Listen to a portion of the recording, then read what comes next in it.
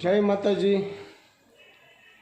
આપણા યુટ્યુબ ચેનલની અંદર તમારું હાર્દિક સ્વાગત કરું છું. અને આજનું વાત કરવામાં આવે છે નોળે નોમનું વ્રત. નોળે નોમનું વ્રત કેવી રીતના કરવું અને એની પૂજા કેવી રીતના કરવી.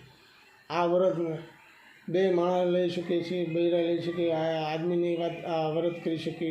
આ વ્રત કરવા માટે તમે એક ટાઈમ ભોજન કરીને કરી શકો છો.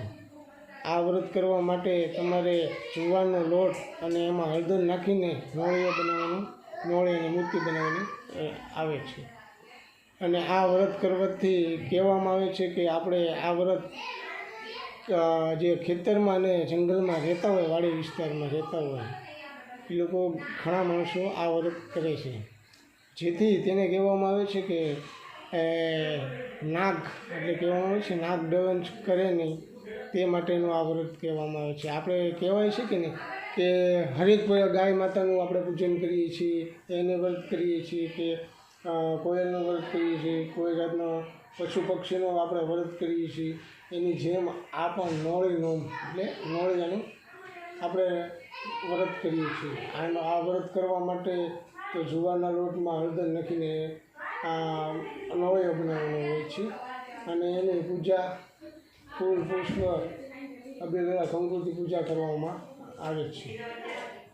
આ માટે આપણે અત્યારે જાણ્યું કે આ પૂજા કરવાનું, કે આ જે આપણે કહેવામાં આવે છે ને કે આ વ્રત આપણા બાળકો એટલે સંતાનો અને પતિની આપણે કહેવામાં આવે છે કે એના કે માણસો માટે પોતાની આયુ પ્રદાન કરે તે માટેનું છે. આ વ્રત માટે તો ખાસ તો બાળકો માટે કહેવાય, બાળકો અને પોતાના પરિવારને સુખ શાંતિ માટે કરવામાં આવે છે. કહેવામાં આવે છે કે આ વ્રત આપણે ખાસ માણસો કહેવામાં આવે કે એનું ડંખ ન દે તેની માટે કરવામાં આવે છે.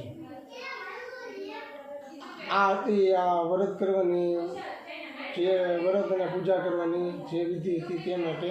તમે નવા હો મારી ચેનલમાં તો સબસ્ક્રાઈબ કરો અને શેર કરો અને લાઈક કરો. તો હવે આપણે કરીએ આ જે નોળી નોમની વ્રત કથા.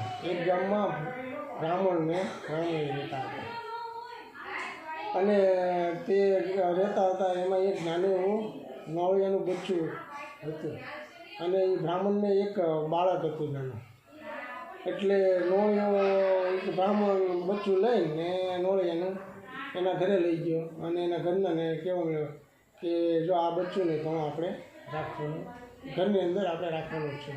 પણ બ્રાહ્મણ એવી હતી કે એની પત્ની કે એને આ નોળિયાનું ઘરમાં રાખે એને ગમતું ન હતું. કારણ કે બેના બાળકોનો જીવ મળી ગયો હતો, નોળિયાનું બચ્ચું અને એના બાળક રમતા હતા, પણ એને ગમતું ન હતું. એટલે નોળિયાને આગળ નોળિયાના બચ્ચાને આગળ રાખતી હતી. એક દિનનો સમય એવો થયો કે એ બ્રાહ્મણની પત્નીને બહારગામ જવાનું હતું અને બ્રાહ્મણને કહીને ગઈ કે આ બાળકનું ધ્યાન રાખજો, નોળિયા પાસે જવા ન દેતા. એટલે એમ કહીને બ્રાહ્મણની પત્ની એના પોતાના કામે ચાલી ગઈ. ત્યારે બ્રાહ્મણને પણ ઓચિંતા કાંક આજુબાજુના ગામડામાં કથા કરવા જવાનું થયું. પણ એ વિચારવા લાગી કે આપણે કે હું વેર હતો, બાળકનું કોણ ધ્યાન રાખશે. ત્યારે એને એમ થયું કે આ નોળિયાનું બચ્ચું છે કે નહીં એ બે રમશે અને બે રાખશે ધ્યાન એકાબીજીને. એટલે નોળિયાનું બચ્ચું અને નોળિયા બે રમવા મળ્યા અને નોળિયાનો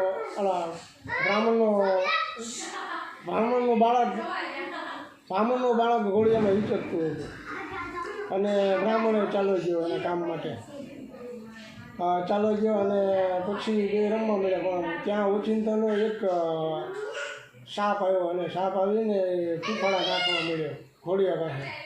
ફૂફાડા નાખવા મળ્યો. તેથી નોળિયાને એમ થયું કે આ બાળક રમે છે ને ફૂફાડા નાખવા. નોળિયા એને બાજ્યો નાગની નોળિયાની એકાબીજીને લડાઈ થઈ. એમાં નાગ મરી ગયો અને નોળિયાના મોઢામાં લોહી જોઈને નોળિયો આગળ ચાલો ગયો. આ બ્રાહ્મણની પત્ની આવી ગઈ. બ્રાહ્મણની પત્ની નોળિયાના મોઢામાં લોહી જોઈ ગઈ ને એટલે એને એમ થયું કે અમારા બાળકને કે આ બટકું ગળી ગયું છે એમ કરીને બ્રાહ્મણની પત્નીના માથે ડબ્બો કે એવું હતું ને એ લઈને નોળિયાના બચ્ચા ઉપર માર્યું અને નોળિયો ત્યાં મરી ગયો. નોળિયાનું બચ્ચું મરી ગયું અને સીધું બ્રાહ્મણની પત્ની ઘરે આવીને જોયું ને તો એનું બાળક તો એના ઘોડિયામાં હિચકતું હતું ને દાંત કરતું હતું, ખીલખીલાટ કરતું હતું અને બાજુમાં એરું મરી ગયેલો એરું પડ્યો હતો અને ત્યાં જોયું તો એને અફસોસ થયો કે મેં ખોટો આ નોળિયાના બચ્ચાને મારી નાખ્યું. નોળિયાના બચ્ચાને મારી નાખ્યું, મારું બાળક દોડ્યું તો એને એરુની રક્ષા કરી. તે બ્રાહ્મણ આવ્યો સાંજે ઘરે અને બ્રાહ્મણ આવ્યો એટલે બ્રાહ્મણને વાત કરી કે માથી આવું ઓલું થઈ ગયું, પાપ થઈ ગયું. એટલે એનો પસ્તાવો બ્રાહ્મણની કન્યાને બહુ થયો. પછી બ્રાહ્મણને 2 માણસને બહુ પસ્તાવો થયો એટલે શ્રાવણ મહિનાની નોમ હતી. એટલે નોમ હતી ને એટલે એને માતાજી આગળ દર્શન કરવા ગયા 2 માણસ અને માતાજીને પ્રાર્થના કરી, માં કે માથી આ ગુનો થઈ ગયો છે, જે કાંઈ અમને ગુનો કર્યો છે એનો પસ્તાપ કરવા માટે મારે શું કરવું. એટલે મૂર્તિમાંથી માતાજી બોલ્યા કે આ જે તે કાંઈ આ જે પાપ કર્યું છે એનો પસ્તાપ કરવા માટે તારે જુવારના લોટની અંદર હળદર નાખી અને નોળિયાની મૂર્તિ બનાવવામાં આવશે અને તું દાન દક્ષિણા જે કાંઈ કરીશ છો 2 માણસ વ્રત કરવાનું અને જે કાંઈ તમે દાન દક્ષિણા કરશો, જો તમારી શ્રદ્ધા ભક્તિ હશે સાચી તો નોળિયો પ્રગટ થશે. એમ ધીમે ધીમે નોમ આવી શ્રાવણ મહિને અને નોમને દિવસે લોકો નાહી ધોઈ નવા વસ્ત્ર એને 2 નક્કી કરી નાખ્યું કે 2 માણસ કે અમારે નોળી નોમનું વ્રત કરવું છે. એટલે ત્યાં થઈને જુવારના લોટમાં હળદર નાખીને અને નોળિયાનો મૂર્તિ બનાવી અને દાન દક્ષિણા ગાયોનું દાન કરવા મળ્યા, ગરીબ માણસોને આપવા મળ્યા. જે દાન દક્ષિણા દેવા મળ્યા ને એક બીજું થયું અને એના શ્રદ્ધાને વિશ્વાસથી નોળિયો સજીવન થયો. નોળિયાનું બચ્ચું સજીવન થયું અને માતાજીને પછી આ પગે લાગ્યા અને એકાબીજી પાછા એક ઘરમાં રહેવા મળ્યા. એ નોળીમાં જેવા વ્રત કરવા અને વાર્તા કહેનારને જેને જ્યાં બ્રાહ્મણની પત્નીને ખડ્યા એવા નોળી માતા વાત કરનાર વ્રત કરનાર અને સાંભળનાર સૌને ફળજો. જય નોળીમાં, જય માતાજી. આ મિત્ર આ મારો વિડીયો તમને પસંદ આવ્યો હોય તો લાઈક કરો, શેર કરો અને સબસ્ક્રાઈબ કરો. જય માતાજી.